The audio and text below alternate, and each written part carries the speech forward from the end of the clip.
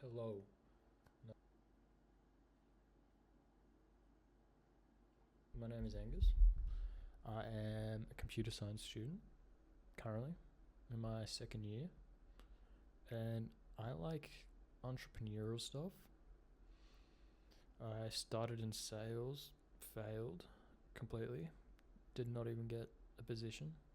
Then I did web design, which I made $70. So first dollar online always feels great. And now I'm doing SaaS, and I will stick to it because I think I should, because I give up too easily. Yeah, a SaaS. Let's talk about it. So you might have seen it online, may not, might have, who knows. So it basically stands for software as a service.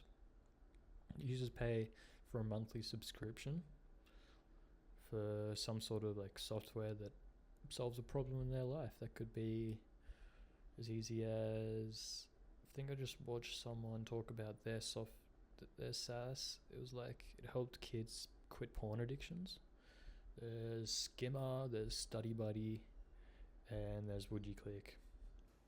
I just wanted to explain like how I'm going through this SaaS, the steps that I'm taking, and like from brainstorming to eventually launching a product on it, which I haven't done yet because I haven't validated an idea or found a market. So first, you come up with the idea, you come up with the SaaS. So I'll talk a little bit more about that later in day one, and like, yeah, stuff like that. And then what you want to do is you want to validate that idea and try to come up with make a waiting list and get people to join that and actually make sure there's a market for the software. So you're not just wasting, you're not just building out a product, fully flushed out, launching it, and then realizing no one wants to use this, no one wants to pay for it because you just spent like a whole month of your life building this out, and it's an idea no one wants. You don't want that. You want to validate the idea first by creating a waiting list, having at least 20 to 50 people join it, and then that way you know this is a problem that people actually want solved. It's something people actually need, and that's very important in software. The great thing about software is you can iterate, you can find out, okay, so this isn't what people need in this market, but from surveys and gathering more intel, the actual problem is this, and this would be a better solution. And then you can launch a waiting list for that. That might get traction, that might not, but it's all about the problem and how you solve it and stuff like that. And then there's also like things to consider, like marketing, viral loops. It's quite complex. Well, let's talk about my first day in SaaS. So, obviously, I'm recording this at the end of my journey, but I did keep notes on the way. I like to date my notes to come back to it eventually. So, my first day in SaaS, I kind of just brainstormed some ideas. And I really struggled with this because I would think of a solution. Like, if I just go to my notebook, and I will. This one's called SaaS Ideas again. Alright. For example, a video team messaging app for like a particular industry. So like this could be like you have Slack, but it could be like for a sales team, or more like just a specific industry, like more refined, I guess. Like a customer CRM for, I don't know, like a software team or something like this. One of the ones that I did like that I was actually going to commit was a GoFundMe for investing into new IPOs, which I don't know if you know what an IPO is. It's an initial public offer. So it's basically when a stock goes public for the first time. That day I was looking at an IPO that I wanted to invest in, but there was a minimum investment for $1,000. So I thought I could make an app that like It's like a GoFundMe, and if it didn't hit the minimum, everyone would get their money back. Like just stuff like that. So yeah, like I really struggled with coming up with a problem-orientated idea instead of more of a solution idea. Like it's genuinely better to think of a problem and then solve that problem. So like that was a big issue I had. So I'll just conclude day one. Day one, I did come up with an idea. It's a bit iffy, but it was a Squarespace freelancer proposal generator. So basically just an AI, just ChatGPT for proposal generators for like Upwork, if you've ever used Upwork. It was the launch of the MVP. Well, basically not the launch. Well, I launched it at the end of the day, but first I pulled up a Figma design, showed that on the screen once I edited it later. I don't know. I don't even know if I still have it. I may have deleted it, but it was ugly. And then I whipped up a really quick landing page using, what was it, Kit Convert? Yeah, I used Kit Convert. And then basically just launched that on LinkedIn and hoped for a response. I think I got one person that looked at it, then told me that they couldn't sign up because it was broken or something. It was a complete disaster. But I just want to quickly talk about why I think it was a disaster and why it didn't gain as much traction as I thought it would. So there's the obvious. There's the landing page. Didn't look good. Like if people saw that, like why would you want to buy a product or like go on a waiting list for, I don't know what I'm yapping about. Fuck. So day 3, I went back to the drawing board. This day I spent the whole day just writing down ideas, just idea after idea. Even if the idea was bad, I just brainstormed, I put it down on paper. But I soon figured out this wasn't working because, again, I had the same problem of coming up with solutions over problems. So I knew something had to change. And I don't know why day 3 was so short, but I think I just spent the whole day brainstorming. Then I came up with this new solution to my problem personally, and then kind of just procrastinated the rest of the day. I don't know, I just went back on my notes and I can't find what I actually did that day apart from a bunch of brainstorming. So yeah, that leads me to day 4, which was when I decided to switch from brainstorming to interviewing people in a specific industry. Now, the industry that I wanted to interview for was Squarespace designers, mainly because I had access to the community. I had people in my network that were Squarespace designers, so I felt comfortable. I felt like I could solve a problem in that industry. But yeah, so I interviewed a few people, found a problem that I thought occurred more. It's the lack of customization within Squarespace. So basically Squarespace, it's a content management system. It's like a website builder, really easy, just drag and drop. Very limited customization unless you know how to code, which a lot of people don't. But like something to pick up. HTML is very easy. It's a markup language. It's not programming. JavaScript, it's a bit harder, but if you know the fundamentals, easy to pick up. CSS, very easy again. I was talking to a lot of beginners and even veterans lacked with customization, but they talked a little bit more about client point of views. It just seemed like they didn't know how to handle clients, which is kind of their own problem, if I'm going to be honest, because if you know how to handle a client, it's very easy. I don't get it. But anyway, I decided, so this sparked my next idea, which was an AI code generator for Squarespace. basically a ChatGPT specialized for Squarespace code. I thought it was a good idea, but I also had the idea of a code library at the same time. So this is where I think I incorporated the code library to increase marketing and create a viral loop, because the way I kind of want to market this was veterans can make money off their old code solutions and provide beginners with that code solution. So I was going to market it as like monetize your own code sort of shit. I think, yeah, I added like, I designed 3 Figma designs, which was all 3, the AI code generator, code library, and like a developer's dashboard to basically showcase, all right, you can. So yeah, basically I just had the idea. That was a mixture of day 4, day 5, and day 6. Oh, fuck. Day 5, I had my new idea, finished brainstorming, I finished interviewing, stuff like that.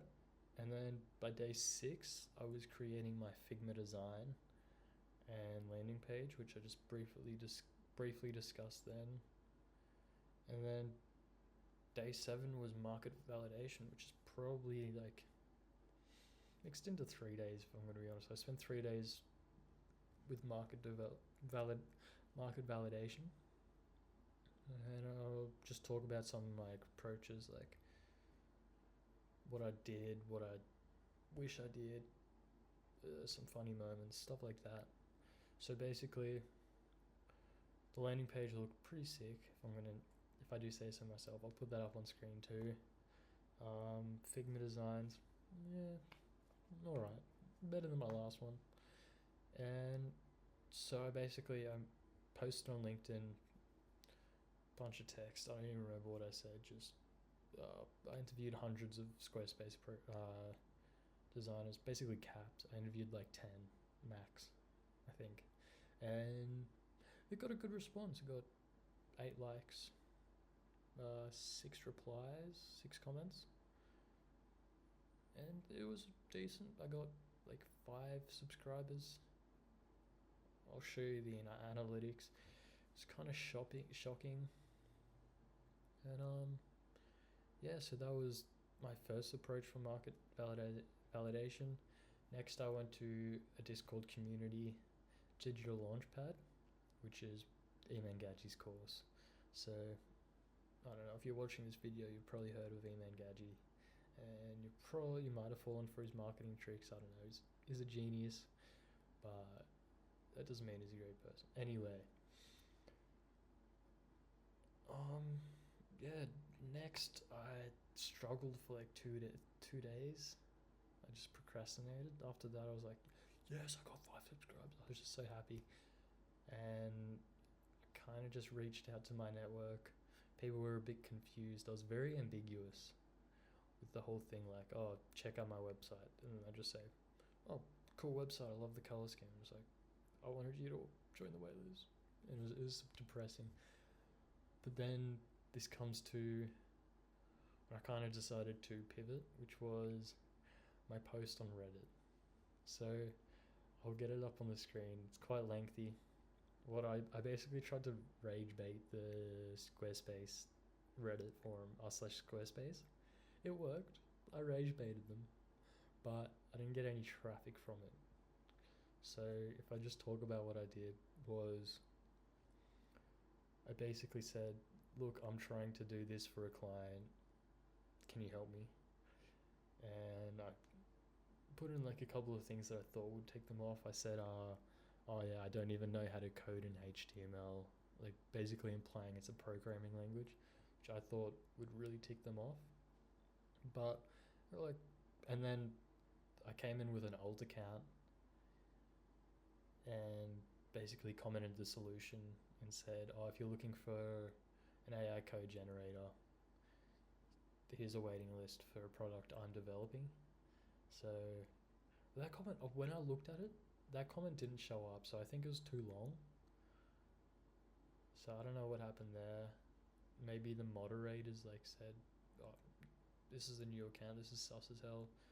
But basically that got no traction. But I did get like a really angry guy. He just basically said, "Oh, are you gonna pay people to help you? Like, are you gonna?" I'll get the comment on. He was just an idiot. He was like, "This is the most ridiculous post I've ever seen." Something like that. I'm not directly quoting him. I'll get him up on stage on the screen. It was pretty funny. Validate my idea. I only got 6 subscribers in total, but when I looked over the survey responses, I found that more people, and like my previous interviews, I found that more people were interested in the code library than the actual AI itself.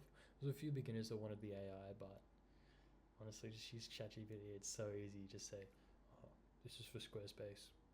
Can you do this?" And then it gives you like a pretty flushed out response. So I don't know why you really needed it.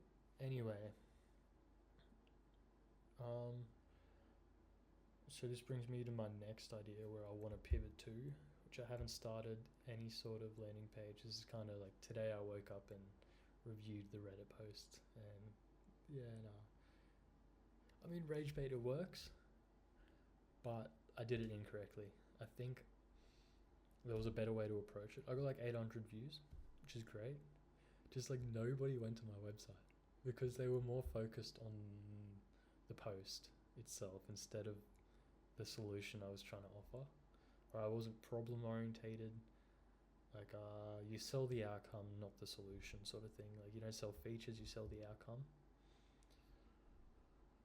So basically, what's next for me? I guess I'm gonna try to validate this new idea, build up a quick Figma designs, which I already have. I basically already have it. I just have to go, alright, I have to change my ideal client and my target audience. So basically what I want to target now is both veteran and beginner developers, from website designers, game devs, stuff like that, computer science students, which is very broad, so I'm not sure if it's a great idea. But I mean, I don't know. I'm lost. I'm stuck myself. It's tough, but that doesn't mean I want to give up. I think I need to challenge myself. Can't give up yet. But yeah, that's the kind of the 7 days. I did talk very fast, did yap very fast. Well, to conclude this rant, this video journal, I would just like to explain my wins, my losses, what I learned, how I will approach it differently this time around, what's next, why I decided to pivot and stuff like that. So let's get straight into it. So basically, start with my losses. I don't see it as losses because I learned so much during this week. I wouldn't even call them losses. There's mistakes, yeah. The rage baiting, definitely could have approached that better. I should have validated one idea in my landing page. I'll show you like specifically what I mean. I had 3 different ideas going on at the same time, and I feel like it's confusing and like it's just not how it should work. You should have one idea, validate it, and then if there's more features, ask the market. Don't just assume this is what they want. So that's kind of what I learned. My wins are what I learned, the mistakes I made. I think wins and losses, like 2 sides of the same coin sort of thing. But in my decision to pivot, I think it's a good decision because there's more of like more way of it going viral, better to market. If I can say, oh, this is how you make money online, because we're all chasing that shiny object. We're all trying to make money online, but if I can market it to developers and basically say, look, if you can monetize your own code, your old code, do you think that's valuable? And then market it to beginners as, Are you struggling to? Are you going through tutorials day after day in, day out, stuck in tutorial hell, constantly going through forums? I've been there myself, but I don't know. I think it's just about more market research, more interviews. I think positioning myself better instead of like going, oh, this is my solution, like buy this. You should go on my landing page. You should definitely just check it out. Come on, come on. You won't. You're scared. Like shit like that. Like I need to go present them, ask if they actually have the problem first, and then present the solution. And like I think it's more emotional than logical. But yeah, it's kind of what I've learnt. This has just been a very messy rant about my journey so far with SaaS. It's not your average fucking you know those guys that just sit there, they got their caps on, like video of their setup, and like I don't know. I think you've seen it. Like, oh, I made $1 million this week, like shit like that. Like I respect those guys. I'm sure I trust them, and I'm doing the same shit that they're doing. Just struggling in my own ways, I guess.